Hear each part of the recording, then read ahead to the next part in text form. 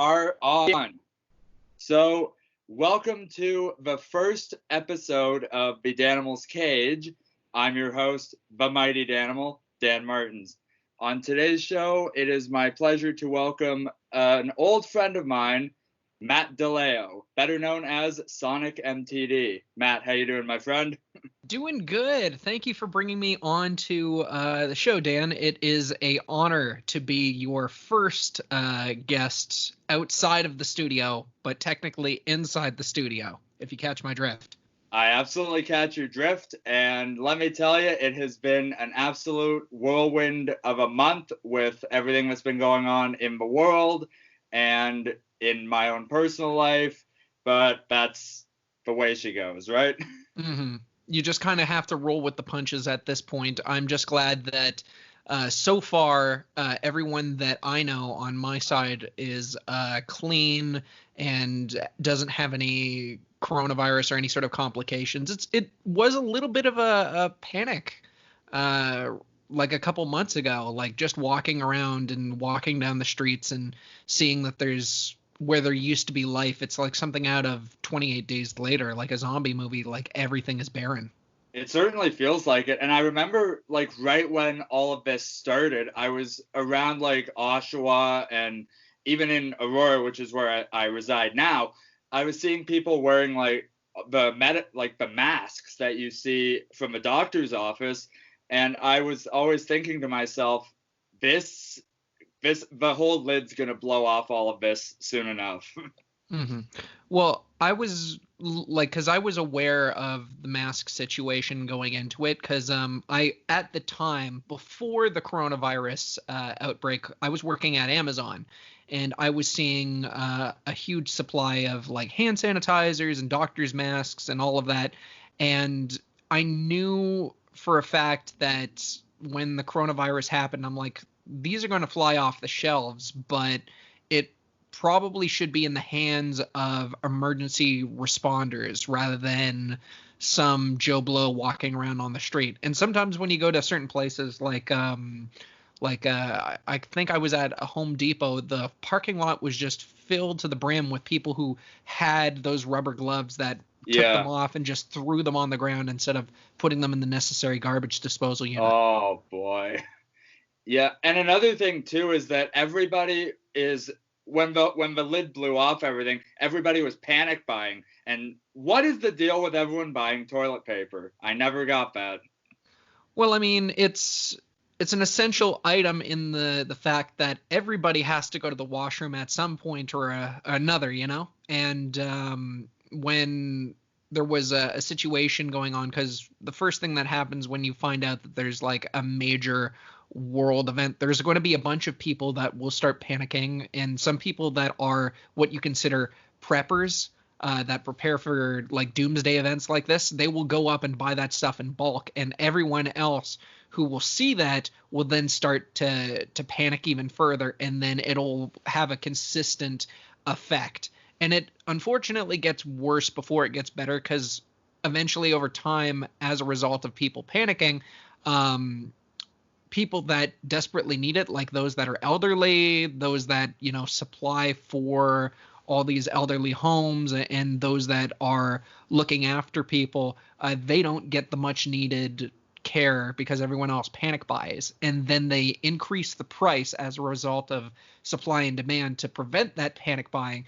But it just makes it so that way those that have the money, like those that don't have to worry about the financial impact, will then just be able to keep stockpiling it. And some people have even taken those items and have sold it online for like double the price, essentially price gouging and making money off of a global pandemic. I've noticed that, and I've seen ads on Kijiji for people selling used toilet paper, used gloves, used masks, and that's just all kinds of messed up, man. Yeah. Like, but that's not something that a normal person would do. But in the state of a pandemic and the whole panic situation, I can totally get where they're going with that. They want to make a quick buck. Okay, so we'll jump in here and we'll just kind of talk about what have you been working on, because it's been, I think, a little under 11 months since the last time you were on my show. It was May of last year that you were on my show. So what have you been doing? Because I know the last time we talked, you were working with Paul on WCS. Mm-hmm. So it basically, there was a lot that went down since we last got together, because when I was hanging out, I had just announced a musical project called Worst Case Scenario, which we then decided to abbreviate to WCS, because there are, according to iTunes, there are two other bands that are completely different that are also called Worst Case Scenario. So we're just like, we need to abbreviate that. What's popular? Oh, that K-pop group BTS. Gotcha. We'll abbreviate it. But since doing that, we really picked up steam, and I'm incredibly surprised at how quickly we picked up steam. As soon as we had the full lineup, we started writing like crazy. We've got like about 14 songs that we've finished 100% like written and are ready to go and perform in front of a live crowd. We have 2 singles that are now on iTunes, Spotify, SoundCloud. They are up out there into the ether, and we're trying to build traction to get that going, because there's a lot of stuff that happens. As an indie band, you want your stuff to appear on the radio, but then in order to get it to appear on the radio, they already want you to have that audience, which therefore creates a catch-22 effect of, well, we need to get this to get our word out. Well, we're only going to allow you to do that if you already have that fan base. At the time of this recording, which is currently, I do not know the date. I am very bad. It is, give me a second, let me date myself. April 15th. Yeah, at the time of this recording, which is April 15th, we've had 2 of our concerts had to be postponed indefinitely. We were supposed to do one, I think, on March, don't quote me, but I think March 21st. And then we were supposed to do another one on April the 11th at the Hideout, which was one of the things I was planning on promoting if the coronavirus didn't happen. I was going to say, hey, Dan, we've got a show coming up later this week. Here's a free ticket on behalf of you and me. Both of those shows have been postponed indefinitely. We were also, I want to say, like late February, because this was around the time where things were still open, but there was talk about the coronavirus pandemic. We were in the process of filming our first music video. And yeah, we had a bunch of people. We had our director, who is Samuel Hardy, who's a good friend of mine. He did all the post-production work for What to Play Gaming, and I hang out with him. I do YouTube videos with him on occasion. But he was going to direct our first music video. We got half of it done because there were 2 portions. There was the performance part, and then there was the storyline part. And we did all the performance stuff, and we were planning on filming the story, but that kind of got bumped back indefinitely because of what was going on. Okay. Well, my next question was gonna be, how has COVID-19 impacted you? And I think that's a pretty big storyline as to how it's impacted you, because it delayed your video shoot. Yeah, that was the major sort of monkey wrench in the throng of it. Like, everybody who does music does it for various different reasons. Some people do it to make money. Some people do it to meet girls. For me, I love being able to perform my craft and to put it out there for a broad audience so that they can enjoy it. I'm very much in this for the performance aspect, and so to have these shows that, everything was written, our name was on the docket, to have that taken away, it feels like the door once again got slammed in my face. And when I first found out, I did not take it well. I didn't get angry, but I got really disappointed, very depressed as a result of it. But then afterwards, I'm just like, you know what? It was the right call. There was nothing that could be done. This was the middle of a global pandemic, and we wanted to make sure that we did what we can to flatten the curve. And considering the fact that we're an indie band, so we haven't planned any major tours yet, We're still very much trying to build up that fan base so that we can go out and do those shows. So because we haven't put a lot of stakes and a lot of money there, we didn't really lose anything other than the fact that our shows are just being delayed. Because I know there are many artists out there that they're struggling to keep afloat. Yep. Okay, so we're going to jump to our first music break. So even though we're doing this remotely, the format of the show is still the same. So the first music break that we're going to have is Back for You by Jurassic 5. And an interesting, now this entire playlist was very eclectic and almost obscure in a way, because I had never heard of like I'd never heard of Deluxe. I knew the Vines kind of. Kasabian, I absolutely love Kasabian. And Underdog's a great song, which was the song that we started the show with today. But why this particular playlist, first of all? Well, so one of the things that I really like doing is I fall down the rabbit hole when it comes to certain types of music. And this was supposed to go on a musical journey of my different tastes and influences that have altered how I perceive music and how I create music. So we're starting with Back for You. I was a huge fan of hip hop back when I was in high school, but everyone at the time, they always seem to go with the more popular thing, and for some weird reason I fell out of that. So like in grade school it was, do you like Blink 182 or Sum 41? And I'm just sitting there in the corner going, I like Trouble Charger.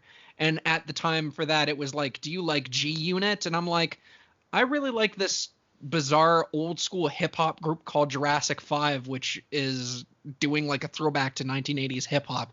Matt, what's wrong with you? I don't know. But these guys influenced me, and I hope that you guys like it. So without further ado. All right. So we're going to do Back for You and Make Me Real by She, which is another great one. I listen to all the songs. All right. So first music break. This is the Danimals Cage podcast edition on riotradio.ca. We'll be right back. And welcome back to the Danimals Cage on riotradio.ca. You're hanging with the mighty Danimal, Dan Martins, and my guest, Matt DeLeo from WCS. Hey, guys. Hello again.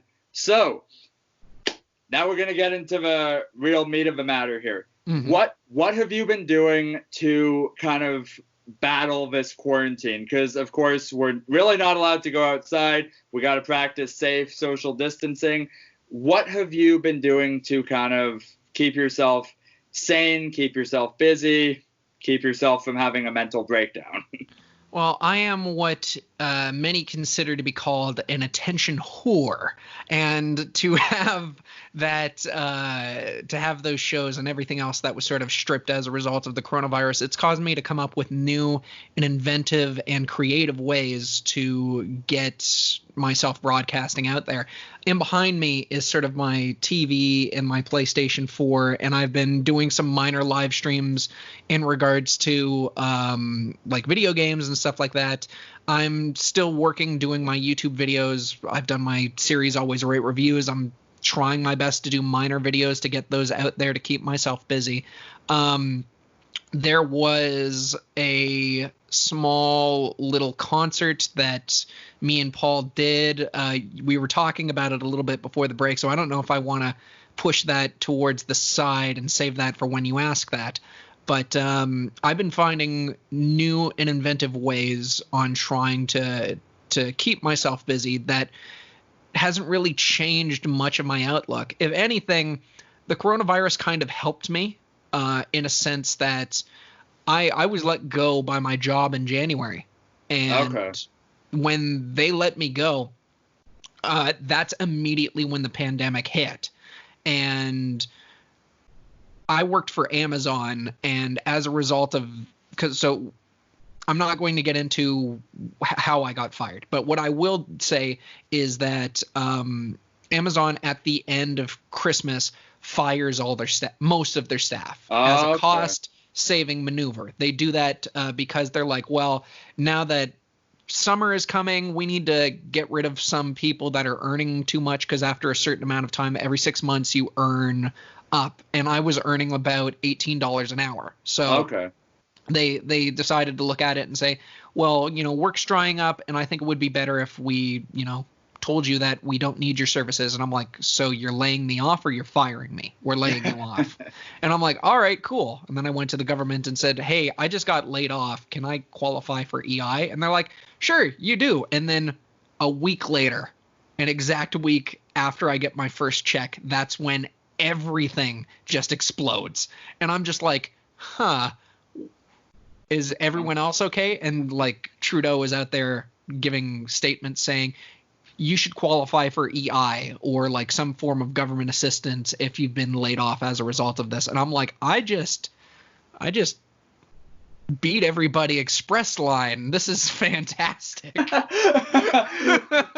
Well, that's a good segue too, because I got hired for a seasonal position with the Toronto Blue Jays. It was just like a basic retail gig, but I along with a lot of people got laid off. I only had one training orientation session, and then 2 days later, MLB announces that, we're delaying opening day by 2 weeks, and then within 3 weeks, we're all just kind of like scrambling, and it's like, are we all going to get fired? Are we going to get laid off? Are we going to get the opportunity to come back and work for them next year when we're undoubtedly going to have a full season under our belts here? And then within, I think, 2 or 3 days, then we get the email saying you're all on temporary layoff, but don't worry, you have the chance to come back. You have the chance. I just love that. It's just like, we don't have the ability to predict how things are going to be, but if things manage to level off and we don't lose too much of our backline, we'll probably bring you back. Yeah, that's pretty much how it goes. And also, the point you made about you and Paul doing stuff together, that was going to be my next point. Mm-hmm. There's a lot of bands and artists, both large scale and small scale, doing living room or basement shows. Mm-hmm. What are your thoughts on those? And I know you mentioned very subtly that you and Paul are doing something like that. So, yeah, we had a show a little while ago that was supposed to be in March, as I said. I'm actually bringing up the exact file because I want to make sure that I get the date right. But we were supposed to be playing at Sneaky D's, which for me was a big deal because I'm a huge fan of Scott Pilgrim, and that's one of the venues that was put in Brian Lee O'Malley's project. Yeah. But as a result of the coronavirus, it was canceled. And so I was just looking at Paul, and I'm like, I really want to do a show, but we can't. Would you have a problem if we did a live stream from my room? And he looked at it and he says, what, you mean like put it up on Facebook? And I'm like, yeah. And he was like, okay, but what are we going to do? And I grabbed my cell phone, and we ended up getting some kind of VPN that was going down. And we tried to live stream a concert from my living room, recorded all on the phone. It was roughly about 3 weeks ago. I'm trying to find the exact date. Come on, here's the video. I know you're here. But I have really, really shoddy connectivity with my laptop because it's over a decade old.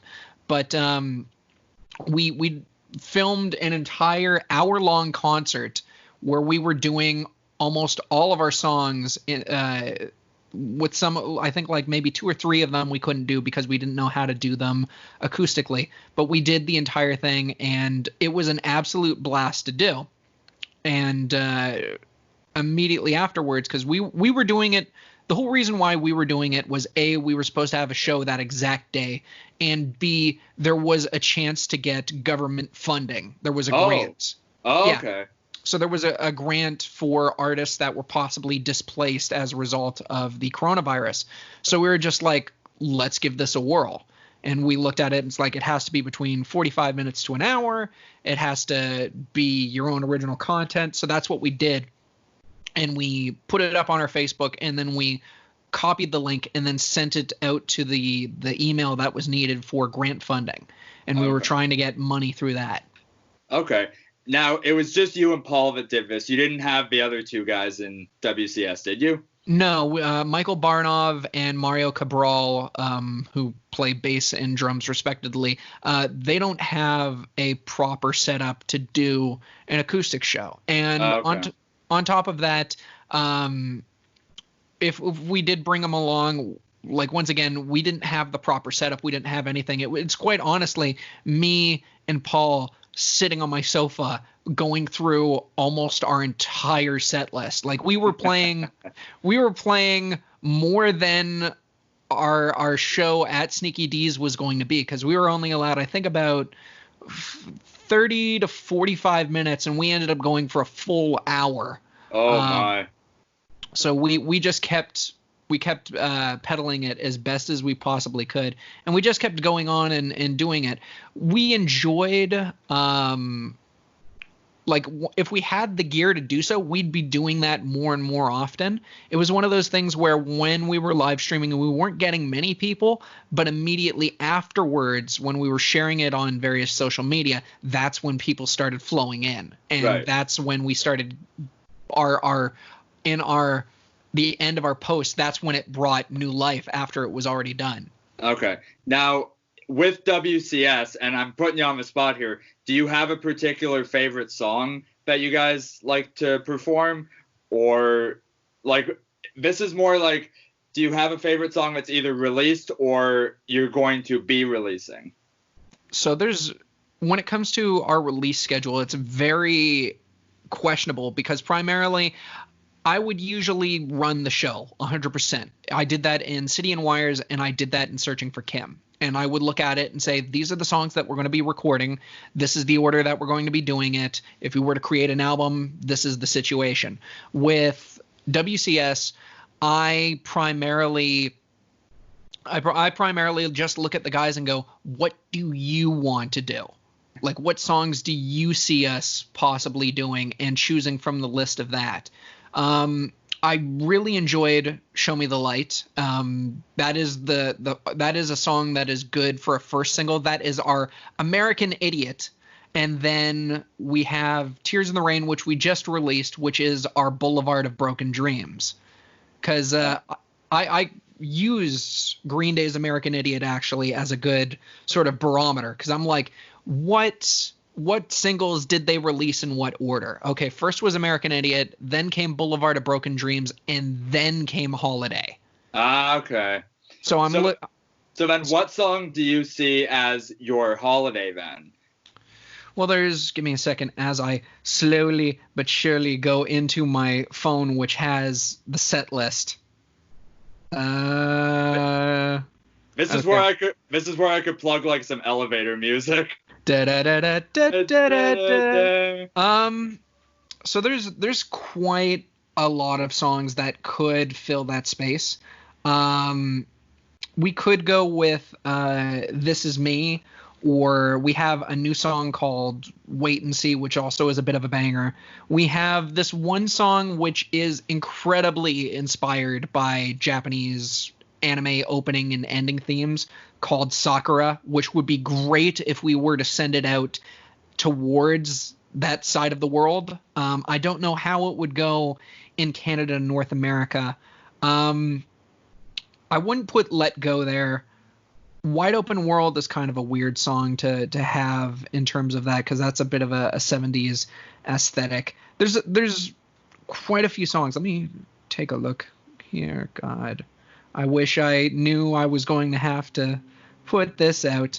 There was a song that we recorded actually earlier called These Crazy Times. How fitting. Yeah, well, it's inspired by the coronavirus outbreak. It's okay. We didn't record it in studio, but it's a song about how in the midst of uncertain things that are going down, calm heads will carry on, and not going out and freaking out and actually thinking about what you're doing will cause you to go through. Like the pre-chorus is, in these crazy times, the only thing I find is to think with a clear mind. So stuff like that. I'm just looking through. Let Go doesn't work. Wait and See might work. Brand New Sound is got a lot of punch, but I think it might be a little too intense. We'll see. But yeah, we've got a fair amount of songs that we can use as our single, but I have to sit down and quite honestly figure out where do we plan, like what is going to be our holiday? What is going to be the follow-up? And I haven't figured that out yet. See, Matt, this is why I love talking to you, because you have everything pretty much dialed in, like down to the science, pretty much. You always have a plan for everything, and that's what makes you one of my favorite guests to interview. And I will tell you right now, like I had you on last year, I had you on now in 2020, and I promise you we will not let it be another 11 months until our next meeting. It's like I do not like uncertainty. I like having things thought down to a science. I like making sure that everything goes right, or at least this is our guideline. We have to stick within this guideline. The first show I ever did, this is before City and Wires. This is in the beginning of Searching for Kim. We had a show at Sheridan College where we had to go out and get people to vote for us in order to play. I had to put my first anniversary with my then girlfriend on hold so I can get people from around the world to sign on and vote for us. Wow. We just barely made it in. And then when we went up to do the live show, they let us know a couple minutes before the show, hey, so you know how we said we were going to supply you gear from Long and McQuaid? Yeah, the gear, we haven't picked it up yet. So what are you telling us? Oh, you're going to be playing with, the drum kit hasn't fully been set up. We'll have the part somewhere in your setup, and we'll set it up as you're going along. And those parts never came. So when our drummer Will went to go hit the kick drum, the kick pedal hadn't been put to the drum. So as he kept hitting it, the drum set would move further and further forward as the show went on. He went up to go and hit the cymbals, and it would just hang off because they hadn't had the pieces to properly screw them and tighten them in. And ever since that show, I just looked at it and said, no. We no longer get ourselves into those kinds of situations. I don't care. We stick to this plan. We stick to our itinerary. We make sure that everything goes down the way it's intended to go down. We never put ourselves in that situation. If there's a time where we do not know what is going on, we don't do the show. And if there's any sort of monetary deposit, we immediately ask for that money back, because we were promised this stuff heading into the show. And if it hasn't been delivered, we're not doing it. I say this honestly, like there's being a stickler for like all these like details, and then there's whatever it is you are. I'm kidding. I love that. I love how dedicated you are to like all the details with your performance, and also I'm sure, are you like that too when you're in the studio when you're tracking songs? Mm-hmm. Well, the interesting thing about me, as you might have gathered, I am a live musician. I know all about performing live, what you have to do, golden tips of the trade. You don't talk smack about other bands in front of them, or the first thing that you do after you unload the gear is you make friends with the sound guy, like little things like that. When it comes to doing recording, though, I am not the most knowledgeable in regards to that. Paul is, actually. And when we go into the studio, I look over at Paul and I look over at Scotty Comer, who was our mixing engineer, and I look at them and I'm like, okay, this is how I do the song when I'm in front of a live crowd. I am out of my element. What do you guys recommend that I do? And I will follow that to the nth degree, and I won't question that because I don't know what I'm doing. This is how I envision the song, but I need guidance as to what needs to be put here, what needs to be put there. Okay, so that's very like down to the last little eon of detail in a way. And I'm like that too, because I'm a drummer myself, as you know, because our previous bands have shared the stage on numerous occasions. Oh, I But remember that breakdown at the Rock Pile. I was oh, there for that. yeah, I remember that. That was I was not in a good frame of mind that day, but that's Yeah, besides I'm the point. glad you're better. I'm doing well for the most part. It's been 3 years. I'm cool. I'm cool with it. But as a drummer, I am super, super, super picky about how everything sounds, especially when I'm in the studio, because I will spend like an hour and a half. I will literally like break my drums until I get a good sound. I will literally try different. I have my snare drum that I live and die with. If the people I'm recording with have like other snare drums, I will try those out. I will literally go for hours until I find a drum sound, and that I credit that just to my attention for detail. One of the things I forgot to mention as well, in January, I was in America doing MagFest, which is Musician and Gaming Expo. That was one of the things that I ended up doing. And I was performing in front of the American audience. And you can find maybe like a couple videos. I think there's one of me gate crashing a karaoke contest because I got bored. Did you see that video? I did not see that video, but now that you mention it, after we're done here, I'm gonna go and look it up. I will make sure that you do not like walk away from today without me sharing that video. But like as I was in America, it was sort of a free for all because they had the main stages and they had these where they had big name bands that were there, but there were small stages where you could go up and do a couple songs until somebody tells you, hey, can I go up and do a song instead of you? And I'm like, sure, why not? While I was there, I was doing some really, really crazy stuff. And I ended up gate crashing a karaoke contest where we ended up doing Master Exploder by Tenacious D. I love that. Like everyone in the audience was losing their minds. It was a giant auditorium too, and there was the sound guy in the back who was just like nodding his head in time with the beat, and I'm just like, sound guy knows what's up, and everyone turns back and sees the sound guy, and he like waves at everybody, and I'm like, yeah, I enjoyed my time.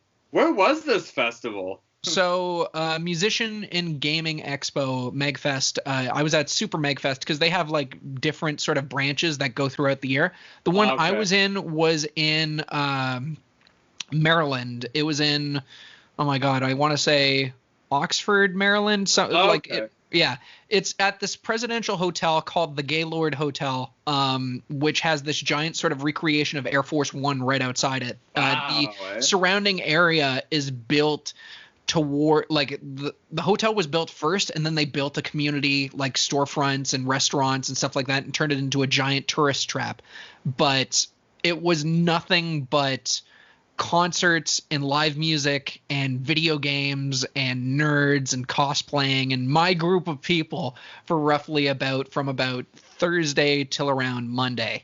That's amazing. All right, so we'll jump to our last music break of the day. We'll do Breaking News by Deluxe. Now, that was my favorite song in the bunch of songs that you sent me this time. It's very unique. What's the style behind that one? So there's so many different things. So I play a ridiculous amount of video games, and watch a weird amount of anime, which all factors into my style.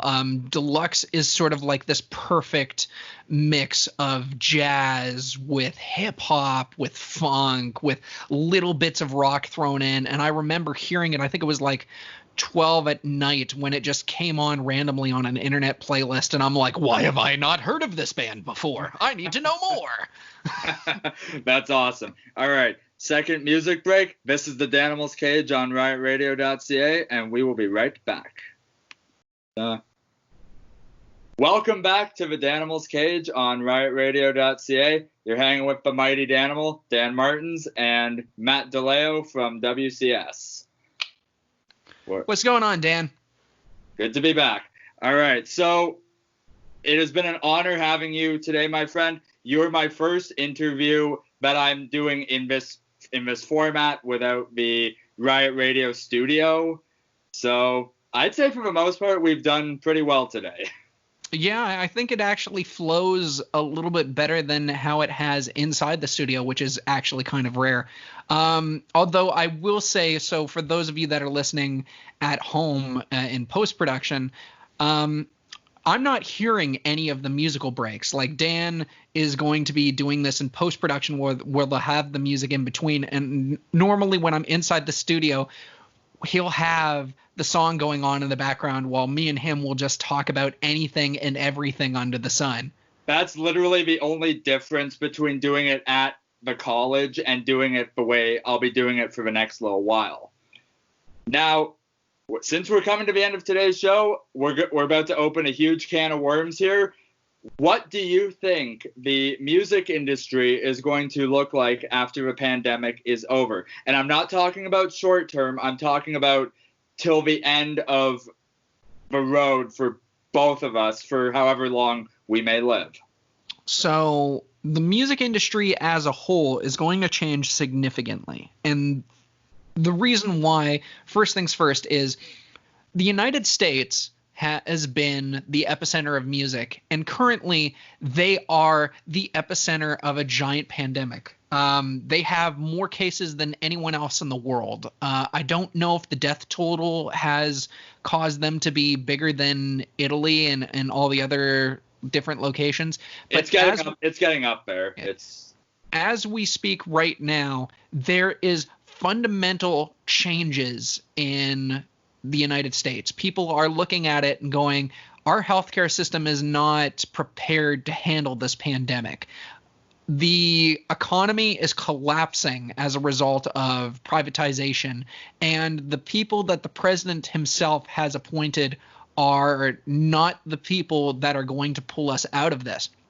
So it has a huge sort of potential of people looking at it and going, this is not working. We need to do something about this. As a result of that, not only is their way of life going to change, but music is going to change as a result. Music constantly evolves as things happen. Now, whether or not, because whenever you have a giant tragedy such as this, there's normally like a huge boom in either folk music or something that's a sign of the times. Kind of like how NWA was kind of like the black CNN for showing police injustices towards those that were African American. Yes. There might be an entirely new, different artists or genres that end up coming out of the fold as a result of this. Now, like, as to what, sorry? Now, when you talk about like new types of music that could come out of this, what type of trends would you anticipate? That's really difficult. I want to see, because I'm predicting maybe sort of like a move very similar to Bob Dylan's sort of protests, folksy kind of stuff. But I know for a fact that music currently isn't like that right now. I would like to possibly see more sign of the times type of music as opposed to it's Friday night, everybody needs to go out drinking, type of thing. You know exactly what I'm talking about. I have performed in clubs like that. I hate music like that, and if it wasn't for the fact that I'm on stage, I would be right the hell home. I have to be in a certain mood to listen to that type of music. I don't hate it, but I have to be in the right mindset. If my friends want to go out on a Friday night and they want to bring me along to a place where that type of music will be playing, I will go. This will also alter, the live music scene, because now a lot of performers are doing stuff from their bedroom. They're doing a lot of live stream different concerts, and some of them are embracing it. I don't know if you paid attention to Goldfinger, but yeah. Oh yeah. Over the past month, Goldfinger has been doing these quarantine videos where all of them are remotely safe in their own houses, and they're all doing like songs like Here in Your Bedroom and Superman, and they're uploading it all edited all together and slapping that up there on YouTube. Sorry. A lot of older bands are probably going to take much more use out of the live stream space now.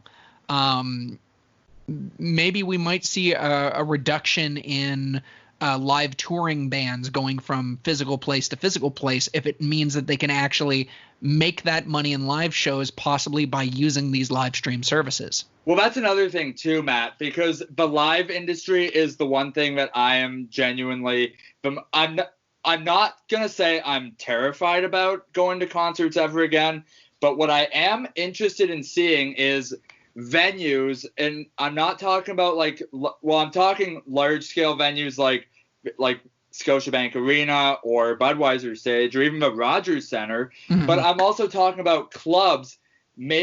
Will they start offering masks to concert goers? Will they start maybe just checking people's this is something that my mom and I talked about the other day, potentially concert goers coming in, they check the temperature of each concert goer at each turnstile and be like, if you don't have a fever, go to the show, but if you do, then you can't come in. So you brought something up, but I will disclose some information. So when we were going to originally perform at the Hideout as part of the bout competition, they sent us an email. They sent us an email talking about what the Hideout is doing in order to prevent the spread of the coronavirus. And it mentioned we will be checking the temperatures of those that are showing up at the venues. We will be making sure that all the surfaces are wiped down and sterile, that you don't have to worry about it. They are doing the necessary steps. In regards to this will hurt a lot of the live music scene. This will hurt bands like me. But I'm going to say something, and I'm not. I mean it as a minor riff, but there's no malice in what I say when I say it. It doesn't really hurt me because people like you, Dan, would never really go to a show. I would always have to go and beg someone. It's like, hey man, my band is performing here. And it's still a giant coin flip as to whether or not those people are actually going to come to our show. We had maybe about 20 to 30 people when we debuted at the Piston, but oftentimes if we have a show coming up, we have to get out there and really start sending out emails saying, hey, we're doing this. Are you showing up? Are you interested? If you're not, you don't have to, but if you could, it would really support us. And so to see this movement, it just means that the live music scene for bands like us is not going to do well unless we already have that audience. That's a great way of looking at it. And just like that, Matt, we will wrap things up there. Thank you once again for taking the time to speak with me. Always a pleasure. It's a pleasure. Can I promo my stuff before we go?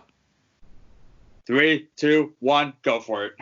Hey everybody, my name is Matthew Tyler DeLeo. You can find my band stuff at WCS, which is available on iTunes. It's available on Spotify. We have our first single, Show Me the Light, which is already out in all those different platforms. Tears in the Rain just came out as well. You can find out more information at Worst Case Scenario Toronto on Facebook. You can also find us on Instagram and everything else, as well as if you want to find stuff that involves primarily me, but also has some stuff involving the band, you can find me on youtube.com/SonicMTD, and that is capital SONIC, capital M, capital T, capital D, and I guarantee you're going to love what you see. Either way, take it away. I love that. All right, and to close us out, we'll be playing a song by The Vines. That's a classic. What song again? Just so that I can remember. I think it's True to the Night. Right, True to the Night. That actually is a really good song to end on, especially with the string section at the end. Well, either way, I hope you guys enjoyed my musical tastes, and I hope that each and every one of you guys are keeping safe and clean out there, and we will make it, and I will see you guys all on the other side. And I will say the very same thing. Thank you guys for tuning in. This has been the Danimals Cage. I've been Dan Martins. This has been SonicMTD, Matthew Tyler DeLeo, and we will see you guys on the other side. Later.